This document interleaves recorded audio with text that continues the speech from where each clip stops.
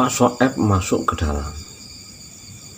Sambil kebingungan, sang teman pun melihat Pak Soeb agak kebingungan menghampiri. Ada apa Pak Soeb?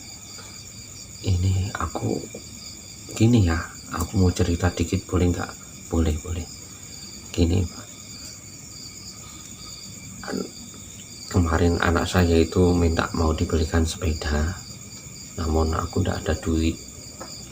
Aku bingung banget. Tadi itu ada sang pembeli, dompetnya itu mau jatuh.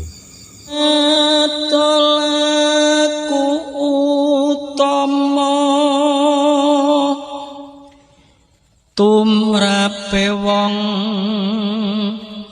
tanah Jawi, wong agung ing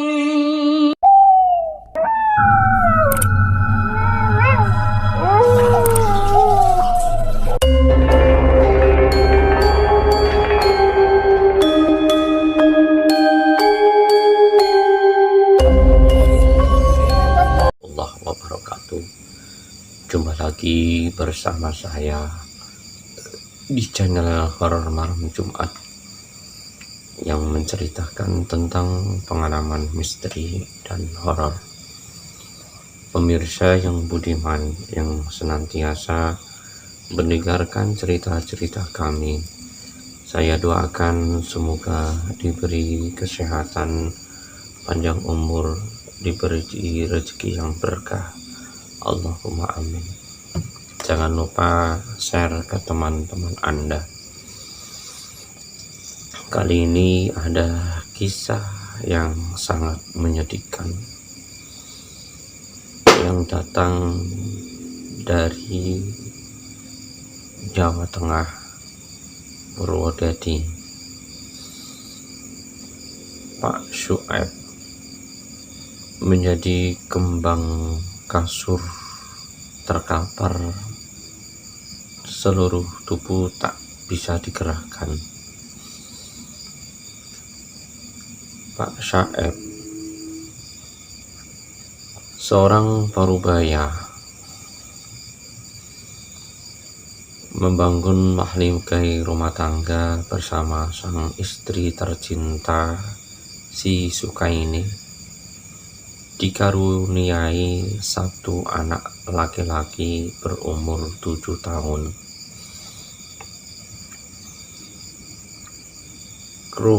Keluarga mereka berdua merupakan keluarga yang sangat miskin. Sang istri sebagai buruh tani, kadang ia ikut kerja bersama tetangga-tetangga kampung menanam padi. Kadang ia tak kerja, sedangkan sang suami bekerja sebagai penjual buah-buahan. Namun ia hanya memberdagangkan milik orang lain atau sebagai anak buah.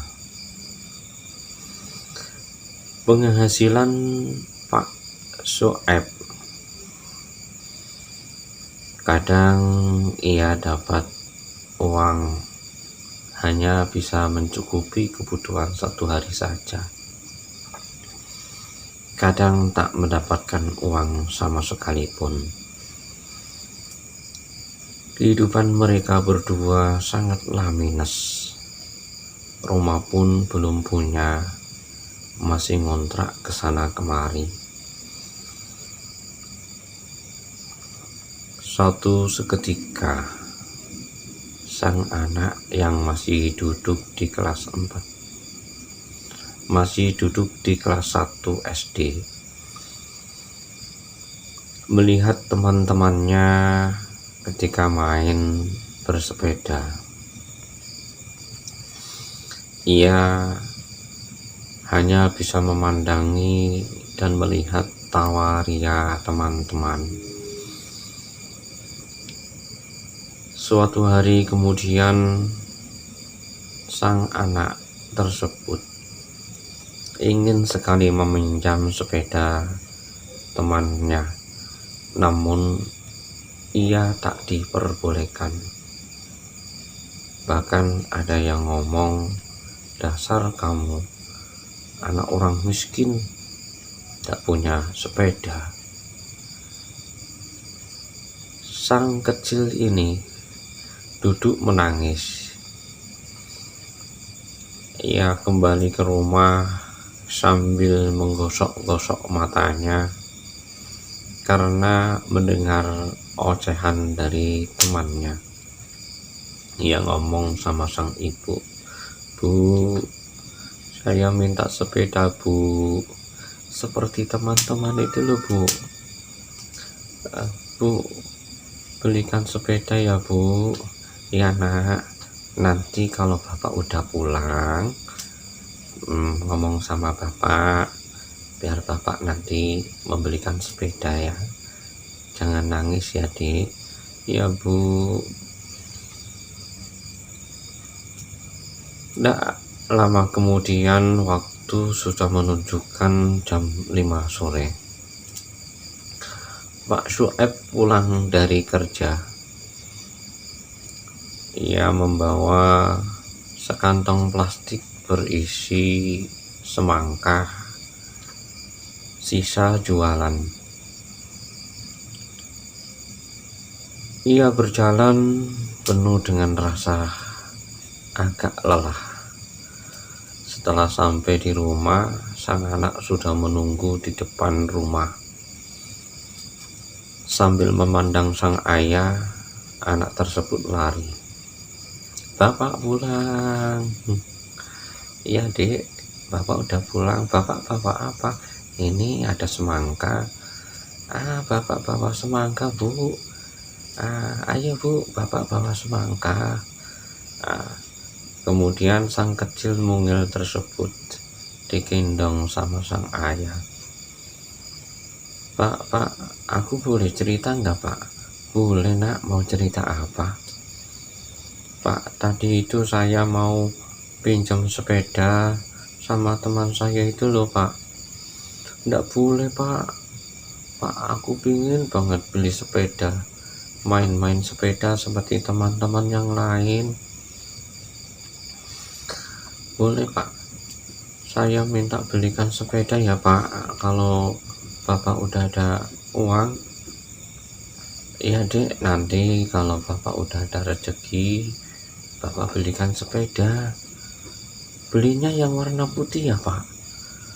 Aku pingin banget, Pak, punya sepeda." "Ya, Nak. Bisa belikan ya, Pak. Jangan besok, Nak. Bapak kan belum ada rezeki. Nanti kalau ada rezeki, Bapak janji Bapak akan belikan sepeda." "Hore, aku mau dibelikan sepeda." Kemudian anak tersebut turun dari gendongan sang ayah, lari menjumpai teman-teman yang baru saja asik main sepeda sambil berteriak, "Hore, nih aku nanti akan dibelikan sepeda sama Bapak." "Wah, mana mungkin bapakmu mampu beli sepeda? Kamu kan orang miskin.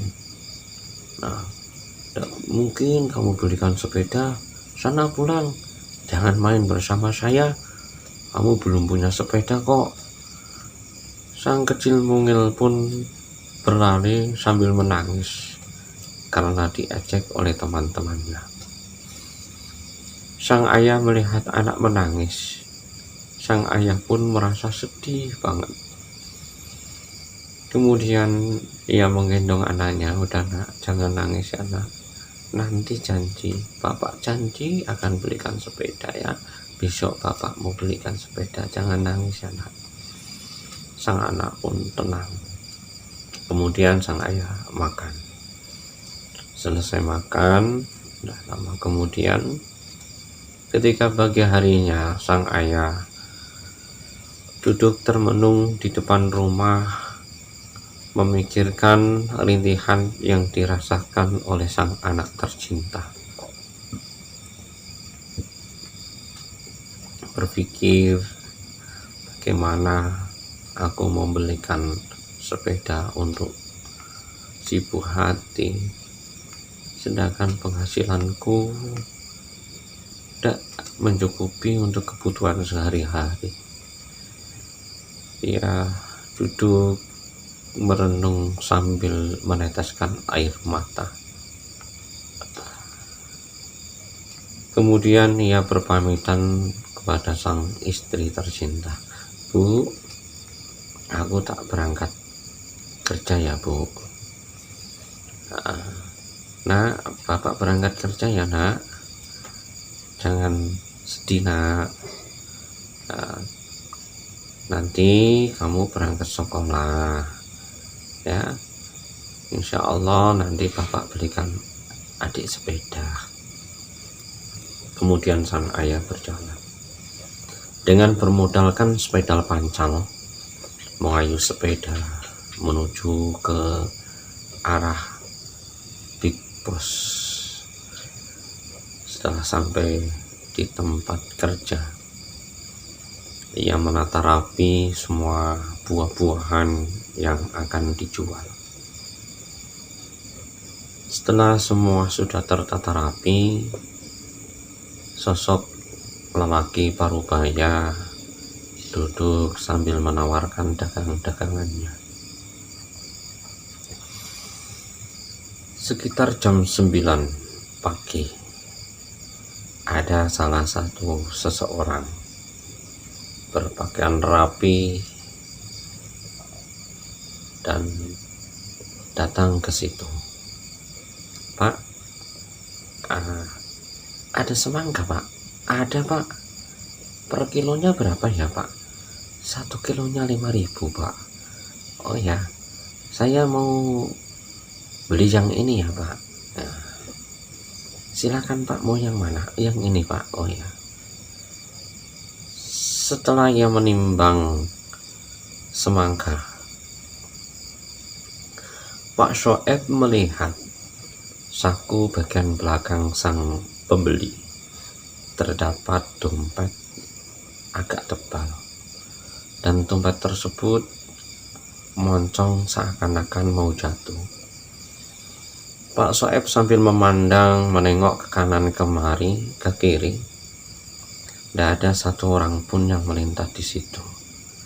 Kemudian Pak Soeb tanpa berpikir panjang mengambil dompet yang berada di saku sang pembeli. Sang pembeli pun tanpa merasa bahwa saku ia hilang.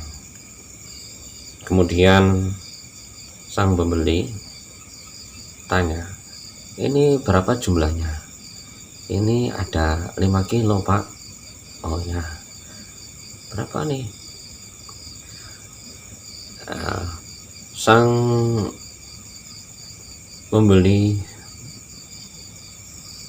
merogoh saku bagian belakang. Ia merasa kaget karena sudah tak ada dompet yang bersarang di sakunya. Ia menengok ke bawah, tidak ada dompet yang jatuh. Menengok ke sana kemari, tidak ada dompet yang satu jatuh. Kemudian ia bertanya, Pak, tadi Bapak melihat dompet yang di saku saya enggak Pak? Enggak Pak, saya enggak melihat. Yang benar Pak, yang benar aja Pak, ngaku aja Pak kalau Bapak lihat. Atau mungkin kalau Bapak kok ngambil, ngomong aja Pak. Enggak apa-apa Pak, ngomong aja. Bener saya enggak ngambil Pak, saya enggak ngambil.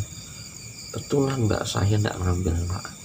Nah, coba Bapak cari ke jalan situ, siapa tahu jatuh di jalan Pak. Sang pembeli tersebut mengikuti saran dari Pak Soeb. Semangka yang sudah ditimbang nggak jadi dibeli. Ketika ia berjalan menelusuri jalan-jalan yang tadinya ia dilalui, tidak satupun terdapat dompet yang terkapar di jalanan. Kemudian berjalan sambil memikirkan, ini pasti sang penjual itu yang mengambil dompet di sakuku. Ini pasti sudah.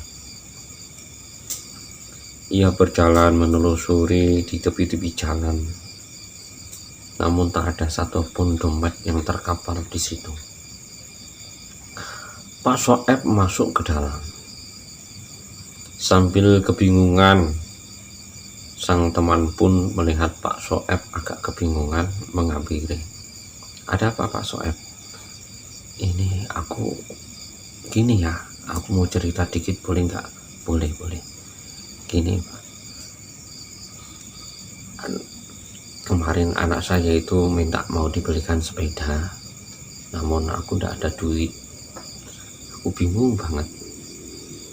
Tadi itu ada sang pembeli, dompetnya itu mau jatuh. Kemudian dompet tersebut saya ambil dari sakunya. Ini dompetnya, isinya banyak nih uangnya. Wah, banyak banget nih, ada jutaan. Ada satu temannya ngasih saran, katanya anak kamu mau belikan sepeda, kamu kan tidak punya. Gini aja, uang itu kamu ambil, ini yang lainnya gimana? Ya udah, ini teman-teman yang di sini dikasih aja berapa. Ya udah nih, kamu 200 ya. Kamu Min 200 Min. Ya, oke. Yang penting kamu jangan bilang-bilang ya sama siapa-siapa. Oke. Pak Soeb penuh dengan rasa bangga karena merasa udah ada duit untuk beli sepeda. 5 menit kemudian, 1 jam kemudian, sang pembeli tersebut yang kehilangan dompet datang ke situ. Ia memanggil pembeli, Pak, tadi semangkanya di mana ya Pak? Kemudian Pak Soeb keluar, semangkanya ini Pak. Ya udah, ini saya bayar. Pak, kamu ngaku aja Pak, tadi yang ngambil dompet saya itu kamu ya Pak? Enggak Pak, betul saya enggak ambil Pak, beneran saya enggak ambil. Ngaku aja, enggak apa-apa Pak, daripada nanti kamu akan susah hidupnya Pak. Ngomong aja, enggak apa-apa. Kalau mau kamu butuh duit ngomong aja Pak. Bener Pak, saya enggak ngambil. Ya udah, kamu nanti hati-hati ya kalau kamu enggak ngaku. Sang pembeli tersebut pulang penuh dengan rasa marah. Ya, kembali. Pak Soeb pun sudah agak khawatir dan gemetar. Sore harinya, waktu sudah menunjukkan jam 4 sore, toko pun sudah mulai ditutup. Pak Soeb pulang dengan memancal sepeda ontel menuju arah pulang. Ia berjalan sambil berpikir, uang ini uang haram. Gimana ya kalau ini saya kembalikan, nanti anak saya tidak bisa beli sepeda. Ya agak kebingungan. Iya, ketika ia pulang sampai rumah, ia sambil duduk termenung membayangkan ancaman dari sang pemilik dompet. Sang istri pun agak khawatir dengan keadaan sang ayahnya, sang suaminya. Ia bertanya, Pak, dari tadi saya lihat Bapak kok bengong aja. Emangnya ada masalah apa Pak? Tidak ada masalah apa-apa kok. Ngomong aja Pak, tidak apa-apa.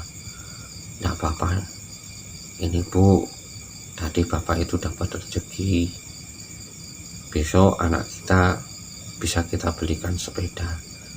Bapak dapat dari mana? Pokoknya Bapak dapat rezeki, nah besok kita bisa beli sepeda buat anak kita. Bapak cerita aja, enggak apa-apa Pak. Uang itu dari mana? Ini tadi itu saya cerita sama bos tentang anak kita yang mau beli sepeda, tapi saya enggak bisa. Kemudian saya ini dikasih pinjaman sama bos. Nanti gaji saya akan dipotong sedikit demi sedikit. Oh gitu Pak, ya enggak apa-apa Pak. Nah, kita besok bisa beli sepeda. Waktu berlalu begitu cepat, matahari pun sudah tenggelam, menunjukkan waktu malam sudah tiba.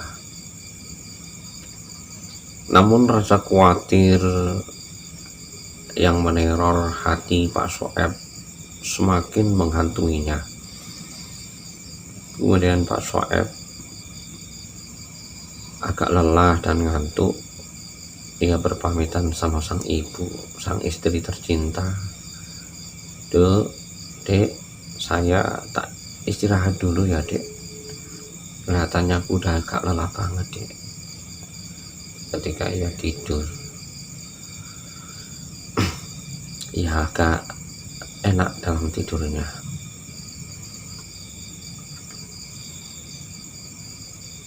Sekitar jam 12 malam, sang istri mendengar suara yang aneh jatuh dari langit. Begitu keras suaranya, jeder, seperti halnya ada tembakan senapan. Sang istri keluar dari rumah, menengok ke kanan ke kiri, karena semua warga di daerah tersebut sudah tidur. Sepi, tidak ada satupun orang yang melintas di situ. Kemudian sang istri pun kembali ke kamar dan melanjutkan tidurnya. Keesokan harinya, sang istri bangun pagi-pagi, bersih-bersih rumah, bersih-bersih, melakukan aktivitas rumah tangga. Sang suami membuka mata sambil berteriak, Bu. Sang istri pun lari. Ada apa Pak? Ini Bu, tangan saya tidak bisa digerakkan nih Pak. Bu, kaki saya pun kaku, tidak bisa digerakkan nih. Kenapa nih Bu? Coba Pak. Ternyata kaki, tangan, semua tubuh Pak Soeb kaku, tidak bisa digerakkan. Hanya mata dan mulut saja yang bisa bergerak. Sang istri kebingungan. Ia hanya menangis, menatap sang suami yang terkapar tak mampu apa-apa. Kemudian sang istri keluar, memanggil tetangga-tetangga terdekat, meminta tolong. Pak, tolong Pak. Kenapa? Itu suami saya bangun tidur, tubuhnya tidak bisa digerakkan. Coba saya mau lihat. Setelah melihat di situ, Pak Soeb terkapar, tak bisa apa-apa. Tadinya mulut dan mata bisa digerak-gerakan, namun waktu itu dalam waktu sekejap mulut tak bisa digerakkan, hanya mampu membukakan saja. Mata pun tak bisa berkedip, tak bisa berbicara apapun, hanya terkapar, terbujur, tak mampu apa-apa. Sang istri kebingungan untuk mencukupi kebutuhan sehari-hari. Pak Soeb terkapar di atas ranjang sampai 1 bulan, 2 bulan, 3 tahun tak kunjung sembuh. Sang istri melihat sang suami hingga tahun-tahun tidak kunjung sembuh. Semua keluarganya pun merasa sedih banget. Dan Pak Syuaib hanya bisa bernafas, mulut tidak bisa dibicarakan, mata pun tak senormal seperti milik teman-temannya. Ia hanya terkapar saja, hanya sebagai bunga kasur. Sangatlah kasihan kehidupan mereka. Awal Januari tanggal 5 berkumandang kesana kemari suara lantunan kalimat tarjih menunjukkan bahwa Pak Syuaib meninggal dunia. Mereka keluarga yang sangat sedih. Cukup sekian cerita ini merupakan cerita nyata. Semoga sebagai inspirasi bagi kita semua, supaya kita semua berhati-hati kepada siapapun. Jangan suka mengambil milik orang lain walaupun keadaan terdesak. Saya akhiri, wassalamualaikum warahmatullahi wabarakatuh.